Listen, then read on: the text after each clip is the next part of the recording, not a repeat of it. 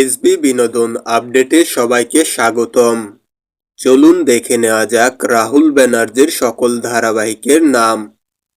রাহুল ব্যানার্জি সর্বপ্রথম খেলা ধারাবাহিকে আদিত্য বর্মন চরিত্রে অভিনয় করেছিলেন।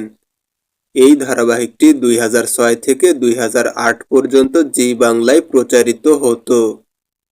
এরপর 2008-এ জি বাংলার মোহনা ধারাবাহিকে তিনি অর্ক চরিত্রে অভিনয় করেন। এরপর 2014 থেকে 2016 পর্যন্ত স্টার জলসার তুমি আসবে বলে ধারাবাহিকে তিনি রাহুল দেবরয় এর চরিত্রে অভিনয় করেন। এরপর 2017-তে স্টার জলসার স্বপ্ন উড়ান ধারাবাহিকে তিনি রূপায়ণ সেন ওরফে রূপ চরিত্রে অভিনয় করেছিলেন। এরপর 2018-তে স্টার জলসার অর্ধাঙ্গিনী ধারাবাহিকে অভিনয় করেন। এই ধারাবাহিকে তার অভিনীত চরিত্রের নাম ছিল উমাপতি ভট্টাচার্য।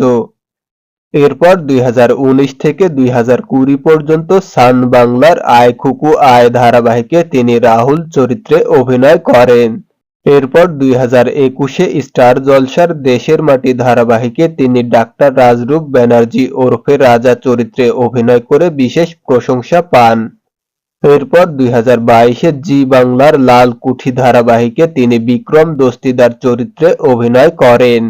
এরপর 2022 থেকে 2025 পর্যন্ত স্টার জলসার হরগৌরী পাইস হোটেল ধারাবাহিকে তিনি প্রভাকর ঘোষ চরিত্রে অভিনয় করেছেন। এরপর 2023 থেকে 2025 পর্যন্ত স্টার জলসার গীতা এলএলবি ধারাবাহিকে তাকে বিষ্ণুদেব চট্টোপাধ্যায়ের চরিত্রে দেখা গেছে এবং সর্বশেষ 2026-এ স্টার জলসার ভোলে বাবা পার কারেগা ধারাবাহিকে অভিনয় করেন, যেখানে তিনি ডাক্তার উজান চট্টোপাধ্যায়ের চরিত্রে অভিনয় করছিলেন। ভিডিওটি ভালো লাগলে লাইক, কমেন্ট এবং শেয়ার করুন আর চ্যানেলটি সাবস্ক্রাইব করে বেল বাটন অল করে দিন, যাতে কোনো আপডেট মিস না হয়ে যায়।